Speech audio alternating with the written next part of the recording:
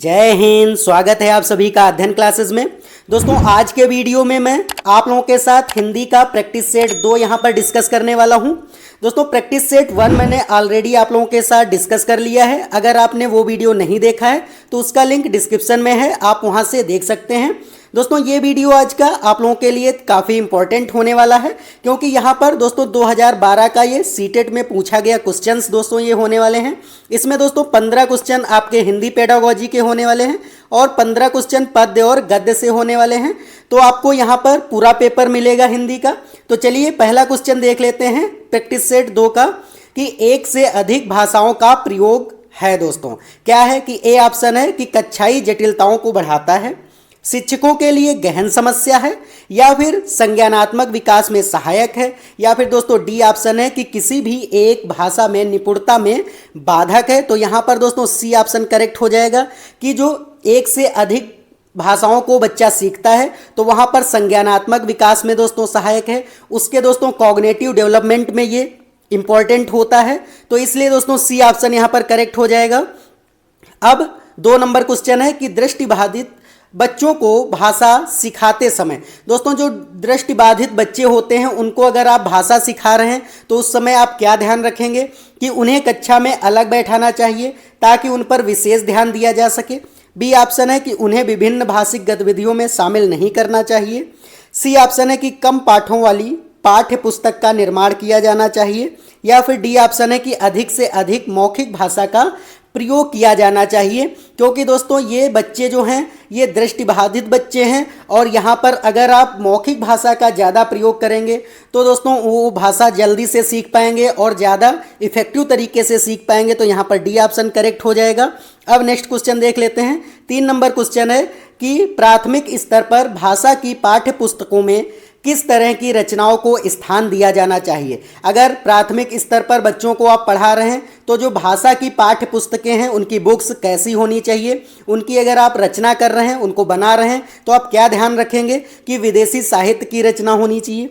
B option है कि ऐसी रचनाएं जो बच्चों के परिवेश से जुड़ी हों और जिन भाषा की अलग अलग छटाएं हों, या फिर सी ऑप्शन है कि जो प्रत्यक्ष रूप से मूल पर आधारित हों। दोस्तों वहाँ पर कि मूल्य पर उनके आधारित होने चाहिए, वैल्यूज़ पर आधारित हों, या केवल कहानी अथवा कविताएं होनी चाहिए। तो यहाँ पर दोस्तों बी ऑप्शन करेक्ट हो जाएगा कि ऐसी रचनाएं जो बच्चों के परिवेश से जुड़ी होनी चाहिए, उनके एनवायरनमेंट से अगर जुड़ी होंगी तो वो बुक से अच्छे से कनेक्ट हो पाएंगे और वहाँ से किताबों से वो अच्छी तरीके से सीख पाएंगे। इसलिए बी ऑप्शन करेक्ट हो जाएगा।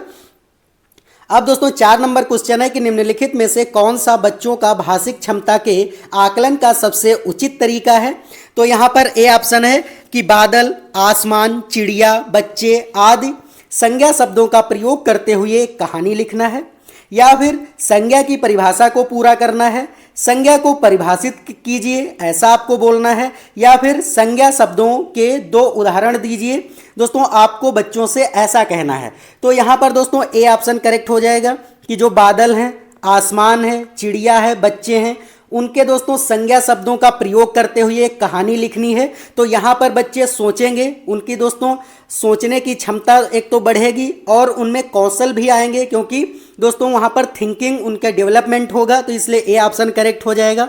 अब 5 नंबर क्वेश्चन देख लेते हैं कि बच्चों की मौखिक अभिव्यक्ति के विकास के लिए सबसे कम प्रभावी तरीका कौन सा है। दोस्तों अगर आप मौखिक अभिव्यक्ति का विकास कर रहे हैं बच्चों में तो उनमें सबसे कम प्रभावी तरीका क्या है कि व्याकरण आधारित संरचना अभ्यास, अपने अनुभवों का वर्णन, बातचीत करना, या फिर संवाद अदायगी। तो यहाँ पर ए ऑप्शन हो जाएगा, क्योंकि दोस्तों कम प्रभावी तरीका है कि व्याकरण आधारित संरचना का अभ्यास कराना। तो यहाँ पर क्योंकि बी ऑप्शन में है अनुभवों का वर्णन, यहाँ पर दोस्तों उनकी मौखिक अभिव्यक्ति का विकास ज़्यादा होगा। बातचीत करने में भी दोस्तों उनकी मौखिक अभिव्यक्ति का विकास ज़्यादा होगा और संवाद अदायगी में भी होगा। तो इसलिए ए ऑप्शन हो जाएगा यहाँ पर करेक्ट। अब दोस्तों 6 नंबर क्वेश्चन देख लेते हैं।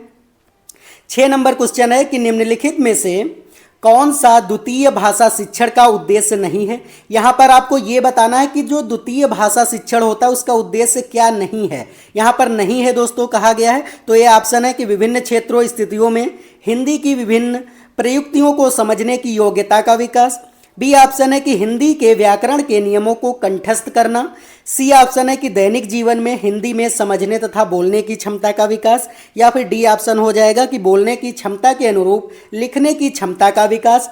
तो यहाँ पर दोस्तों बी ऑप्शन करेक्ट हो जाएगा कि हिंदी के व्याकरण के नियमों को कंठस्थ करना। यही दोस्तों हमें वहाँ पर नहीं करना है, तो इसलिए दोस्तों यहाँ निगेटिव पूछा था, तो हमारा निगेटिव ऑप्शन भी करेक्ट होगा, तो बी ऑप्शन यहाँ पर करेक्ट हो जाएगा।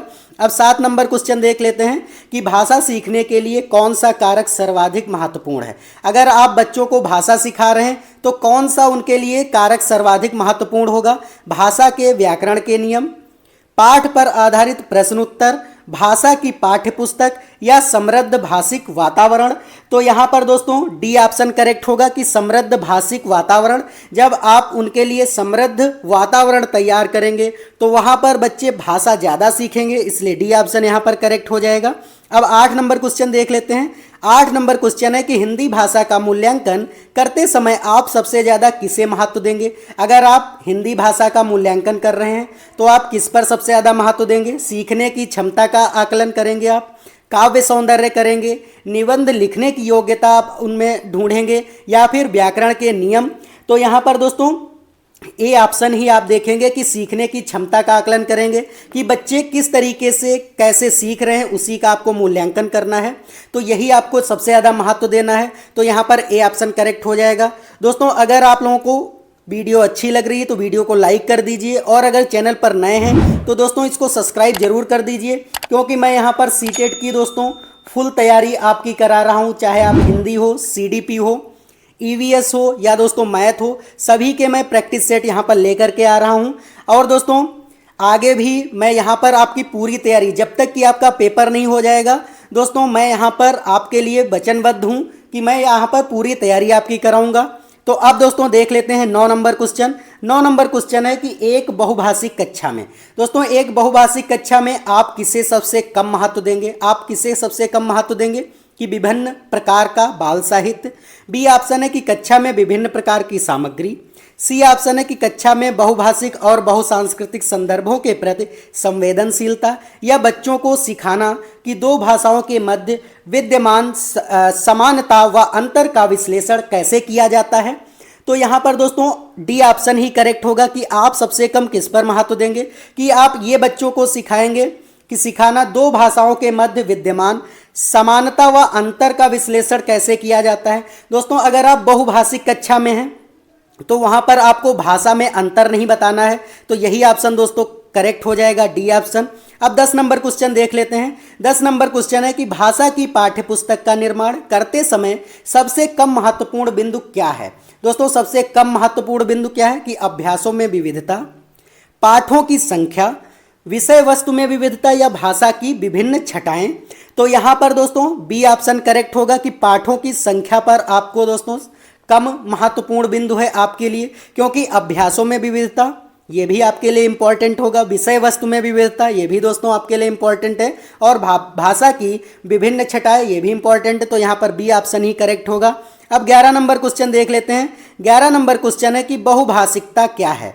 दोस्तों आपको ये बताना है कि बहुभाषिकता क्या होती है, कि भाषाई समृद्धि को खतरे में डालती है, भाषा सीखने में बाधा उत्पन्न करती है, भाषा सीखने के एक महत्वपूर्ण संसाधन है, या फिर भाषा सीखने में बहुत बड़ी बाधा है। तो यहाँ पर दोस्तों सी ऑप्शन करेक्ट हो जाएगा कि यहाँ पर भाषा सीखने में एक महत्वपूर्ण संसाधन है बहुभाषिकता, तो इसलिए दोस्तों यहाँ पर सी ऑप्शन करेक्ट हो जाएगा। अब 12 नंबर क्वेश्चन देख लेते हैं कि भाषा क्या है। दोस्तों आपको बताना है कि भाषा क्या है, विद्यालय में ही सीखी जाती है, एक नियमबद्ध व्यवस्था है, सदैव व्याकरण के नियमों का ही अनुगमन करती है, या नियमों की जानकारी से ही निकलती है। तो यहाँ पर दोस्तों आपको याद रखना है कि जो भाषा है वो एक नियमबद्ध व्यवस्था है, इसलिए बी ऑप्शन यहाँ पर करेक्ट हो जाएगा। अब दोस्तों 13 नंबर क्वेश्चन देख लेते हैं कि बच्चे विद्यालय आने से पहले, दोस्तों बच्चे विद्यालय आने से पहले क्या सीखते हैं कि अपनी भाषा की नियमबद्ध व्यवस्था की व्यवहारिक कुशलता के साथ आते हैं, कोरी स्लेट होते हैं, भाषा का समुचित उपयोग करने में समर्थ नहीं होते हैं, या भाषा के चारों कौशलों पर पूर्ण अधिकार रखते हैं। तो यहाँ पर दोस्तों ए ऑप्शन ही करेक्ट हो जाएगा कि अपनी भाषा की नियमबद्ध व्यवस्था की व्यवहारिकता कुशलता के साथ दोस्तों आते हैं, क्योंकि जब बच्चे विद्यालय आते हैं तो दोस्तों उनको पहले से ही एक भाषा आ रही होती है जो उनकी मातृभाषा होती है। तो यहाँ पर वो अपनी मातृभाषा के नियमबद्ध व्यवस्था की व्यवहारिकता और कुशलता के साथ आते हैं, इसलिए ए ऑप्शन यहाँ पर करेक्ट हो जाएगा। अब 14 नंबर क्वेश्चन दोस्तों देख लेते हैं कि भाषा अर्जन और भाषा अधिगम के संदर्भ में कौन सा कथन सही नहीं है। यहाँ पर आपको सही नहीं बताना है कि भाषा अर्जन और भाषा अधिगम संदर्भ में। तो ए ऑप्शन है कि भाषा अर्जन में विभिन्न संकल्पनाएं मातृभाषा में बनती हैं। बी ऑप्शन है भाषा अधिगम प्रयासपूर्ण होता है। सी ऑप्शन है कि भाषा अर्जन सहज और स्वाभाविक होता है जबकि भाषा अधिगम प्रयासपूर्ण होता है। यहाँ फिर डी ऑप्शन है कि सांस्कृतिक विभिन्नता भाषा अर्जन और भाषा अधिगम को प्रभावित करने वाला महत्वपूर्ण कारक है। तो यहाँ पर दोस्तों बी ऑप्शन करेक्ट होगा कि भाषा अधिगम प्रयासपूर्ण होता है। दोस्तों ऐसा कोई ज़रूरी नहीं है, तो दोस्तों यही कथन आपका गलत हो जाएगा। तो यहाँ पर नहीं पूछा था, इसलिए दोस्तों निगेटिव ऑप्शन ही करेक्ट होगा, तो बी ऑप्शन करेक्ट हो जाएगा। 15 नंबर क्वेश्चन देख लेते हैं कि मंदिरा पहली कक्षा में पढ़ती है और वह मुझे आम बहुत अच्छा लगता है, मैं थक गई आदि वाक्य का प्रयोग करती है। दोस्तों मंदिरा क्या कर रही है कि मंदिरा केवल सर्वनाम का ही प्रयोग जानती है, या फिर बी ऑप्शन है केवल लिंग की दृष्टि से ही सर्वनाम का समुचित प्रयोग करना जानती है। सी ऑप्शन है केवल मैं वाले वाक्य ही बोल सकती है, या लिंग वचन क्रिया आदि की दृष्टि से सर्वनाम का प्रयोग करना जानती है। तो यहाँ पर डी ऑप्शन करेक्ट हो जाएगा कि लिंग वचन क्रिया आदि की दृष्टि से सर्वनाम का प्रयोग करना जानती है, क्योंकि यहाँ पर वो बता रही कि मुझे आम बहुत पसंद है, यहाँ पर मुझे कह रही है, फिर दोस्तों यहाँ पर मैं कह रही है, तो यहाँ पर लिंग वचन और दोस्तों सर्वनाम है। तो इस तरीके से दोस्तों डी ऑप्शन करेक्ट हो जाएगा। तो ये दोस्तों 15 क्वेश्चन आपके हिंदी पेडागोजी के थे। अब दोस्तों यहाँ से आपके पहले पद्यांश हम लोग सबसे पहले देखेंगे कि पद्यांश से कैसे क्वेश्चंस बनते हैं, फिर दोस्तों गद्यांश के क्वेश्चंस हैं तो वो भी करेंगे। और दोस्तों अगर आपको वीडियो अच्छा लग रहा है और आप चैनल पर नए हैं तो इसको सब्सक्राइब जरूर कर लीजिए। अब दोस्तों देख लेते हैं कि पद्यांश क्या कह रहा है कि हरा भरा हो जीवन अपना स्वस्थ रहे संसार, नदियां पर्वत हवा पेड़ से आती है बहार, बचपन कोमल तन मन लेकर आए अनुपम जीवन लेकर, जग से तुम और तुम से है ये प्यारा संसार, हरा भरा हो जीवन अपना स्वस्थ रहे संसार, वृंद लताएं पौधे डाली चारों ओर भरे हरियाली, मन में जगे उमंग यही है सृष्टि का उपहार, हरा भरा हो जीवन अपना स्वस्थ रहे संसार, मुश्किल से मिलता है जीवन हम सब इसे बनाएं चंदन, पर्यावरण सुरक्षित ना हो तो ये सब है बेकार, हरा भरा हो जीवन अपना स्वस्थ रहे संसार। तो दोस्तों ये एक पद्यांश है जो कि दोस्तों यहाँ पर इसके कुछ क्वेश्चंस हैं उनको कर लेते हैं। तो दोस्तों यहाँ पर सबसे पहले 16 नंबर क्वेश्चन है कि यहाँ पर हरा भरा जीवन का दोस्तों क्या अर्थ है। तो हरा भरा दोस्तों जो जीवन है यहाँ पर कह रहा है कि खुशियों से परिपूर्ण जीवन होना चाहिए हमारा, तो यहाँ पर डी ऑप्शन करेक्ट हो जाएगा। अब नेक्स्ट क्वेश्चन देख लेते हैं कि 17 नंबर क्वेश्चन है कि कौन सी चीज़ बाहर लेकर आती है। दोस्तों यहाँ पर कविता में कौन सी चीज़ बाहर लेकर के आती है, तो यहाँ पर दोस्तों नदियों की आवाज़, पहाड़ों की चोटियाँ, समस्त प्राकृतिक उपादान या फिर पेड़ों की हवा। तो यहाँ पर दोस्तों क्या हो जाएगा समस्त प्राकृतिक उपादान, क्योंकि यहाँ नेचर की बात की गई है इस कविता में, तो सी ऑप्शन करेक्ट हो जाएगा। अब 18 नंबर क्वेश्चन है कि कवि ने सृष्टि का उपहार किसे कहा है। दोस्तों यहाँ पर सृष्टि का उपहार किसे कहा है, तो यहाँ पर दोस्तों प्राकृतिक सुंदरता और उससे उत्पन्न होने वाली खुशी, तो सी ऑप्शन यहाँ पर करेक्ट हो जाएगा।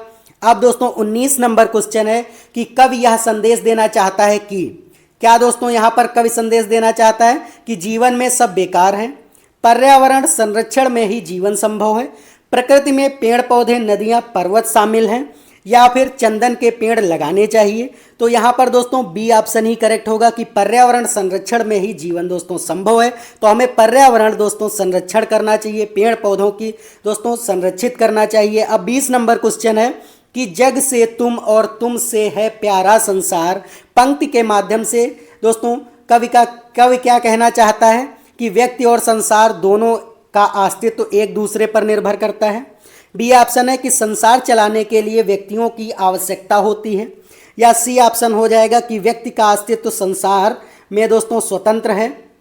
या फिर संसार का अस्तित्व व्यक्तियों से स्वतंत्र है। तो यहाँ पर दोस्तों ए ऑप्शन ही करेक्ट होगा कि व्यक्ति और संसार दोनों का अस्तित्व एक दूसरे पर निर्भर करता है। तो इसलिए ए ऑप्शन यहाँ पर करेक्ट हो जाएगा। अब दोस्तों 21 नंबर क्वेश्चन है कि अनुपम से क्या अभिप्राय है। दोस्तों सुखद है, आनंदमय है, मनोहरी है या जिसकी उपमा न दी जा सके। तो यहाँ पर दोस्तों अनुपम का मतलब होता है कि जिसकी उपमा न दी जा सके। तो यहाँ पर दोस्तों डी ऑप्शन करेक्ट हो जाएगा। तो दोस्तों ये कुछ पद्यांश के क्वेश्चंस थे। अब गद्यांश यहाँ से देख लेते हैं। गद्यांश दोस्तों है कि समस्याओं का हल ढूंढने की क्षमता पर एक अध्ययन किया गया। इसमें भारत में 3 तरह के बच्चों के बीच तुलना की गई। एक तरफ वे बच्चे जो दुकानदारी करते हैं पर स्कूल नहीं जाते हैं, ऐसे बच्चे जो दुकान संभालते हैं और स्कूल भी जाते हैं, और तीसरा समूह है कि समूह उन बच्चों का था जो स्कूल जाते हैं पर दुकान पर कोई मदद नहीं करते हैं। उनसे गणना के बाद इबारती सवाल पूछे गए। उसके बाद दोस्तों उनसे कुछ क्वेश्चंस पूछे गए। दोनों की तरह के सवालों में उन स्कूली बच्चों ने जो दुकानदार नहीं हैं मौखिक गणना या मन गणित का प्रयोग बहुत कम किया। बनिस्बत उनके जो दुकानदार थे स्कूली बच्चों ने ऐसी गलतियां भी की जिनका कारण नहीं समझा जा सकता।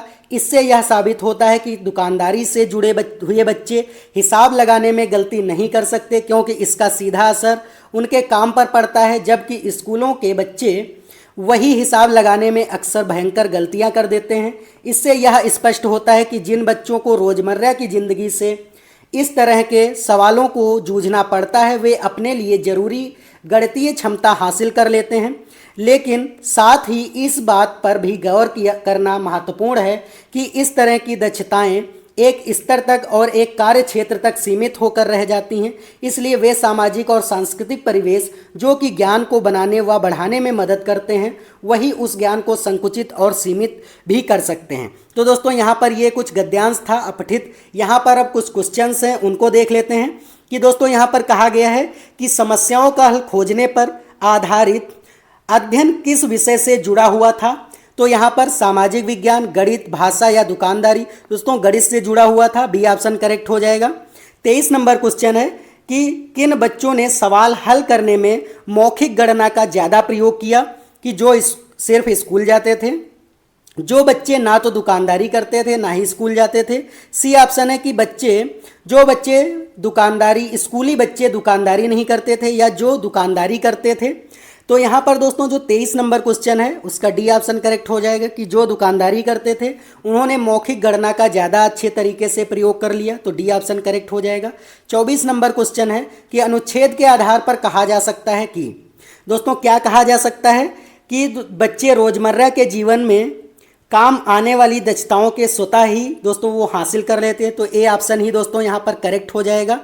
तो यहाँ पर अब 25 नंबर क्वेश्चन देख लेते हैं कि दुकानदार बच्चे हिसाब लगाने में प्रायः गलती नहीं करते हैं, क्योंकि ए ऑप्शन है वे कभी भी गलती नहीं करते हैं। गलती का असर उनके काम पर पड़ता है, इससे उन्हें दोस्तों माता पिता से डांट पड़ती। या फिर डी ऑप्शन हो जाएगा कि वे जन्म से ही बहुत दक्ष हैं। तो यहाँ पर दोस्तों जो 25 नंबर क्वेश्चन है इसका बी ऑप्शन करेक्ट हो जाएगा कि गलती का असर उनके काम पर पड़ता है, इसलिए दोस्तों वो वहाँ पर हिसाब में गलती नहीं करते हैं। तो बी ऑप्शन करेक्ट हो जाएगा। 26 नंबर क्वेश्चन है कि जो दक्षताएं हमारे दैनिक जीवन में काम नहीं आती हैं उनमें हमारा प्रदर्शन अक्सर खराब, अच्छा होता रहता है या फिर संतोषजनक होता है, खराब होता है या अच्छा होता है। दोस्तों जो 26 नंबर क्वेश्चन है उसका दोस्तों यहाँ पर ए ऑप्शन करेक्ट हो जाएगा कि खराब भी होता है और अच्छा भी होता रहता है, इस तरीके से। अब 27 नंबर क्वेश्चन है कि अनुच्छेद के आधार पर बताइए कि सामाजिक व सांस्कृतिक परिवेश ज्ञान को दोस्तों क्या करता है, सीमित कर सकता है, बनाने में मदद भी करता है और उसे संकुचित सीमित भी कर सकता है। बनाने में मदद करता है या संकुचित कर सकता है। तो दोस्तों जो 27 नंबर क्वेश्चन है उसका बी ऑप्शन करेक्ट हो जाएगा कि दोस्तों वहाँ पर परिवेश ज्ञान को बनाने में मदद भी करता है और उसे संकुचित सीमित भी कर सकता है, इसलिए बी ऑप्शन करेक्ट हो जाएगा। 28 नंबर क्वेश्चन है कि एक प्रत्यय का उदाहरण है। दोस्तों जो प्रत्यय होते हैं वो शब्दांश के बाद में दोस्तों जुड़ जाते हैं। तो यहाँ पर क्या हो जाएगा, सांस्कृतिक, चूंकि सीमित और संकुचित। तो यहाँ पर संस्कृत में जब इक प्रत्यय लगेगा तो सांस्कृतिक हो जाएगा, तो ए ऑप्शन करेक्ट हो जाएगा। अब 20 नंबर क्वेश्चन है कि मन गणित का अर्थ है। दोस्तों मन गणित का क्या अर्थ है कि कठिन गणित, मन गढ़ंत गणित, मन पसंद गणित या मन ही मन हिसाब लगाना। तो यहाँ पर 29 नंबर क्वेश्चन का डी ऑप्शन करेक्ट हो जाएगा, मन ही मन हिसाब लगाना। अब दोस्तों 30 नंबर क्वेश्चन देख लेते हैं। 30 नंबर क्वेश्चन है कि संयुक्त क्रिया का उदाहरण है। तो यहाँ पर दोस्तों आपको क्रिया चैप्टर भी कवर करना है। यहाँ पर मैं अगला जो वीडियो होगा वो दोस्तों क्रिया और दोस्तों समास से लेकर के आने वाला हूँ। तो दोस्तों आप वीडियो को लाइक कर दीजिए और अगर आप चैनल पर नए हैं तो इसको सब्सक्राइब कर लीजिए, क्योंकि यहाँ पर मैं थ्योरी के साथ साथ आपको प्रैक्टिस सेट भी करा रहा हूँ सीटेट के सभी।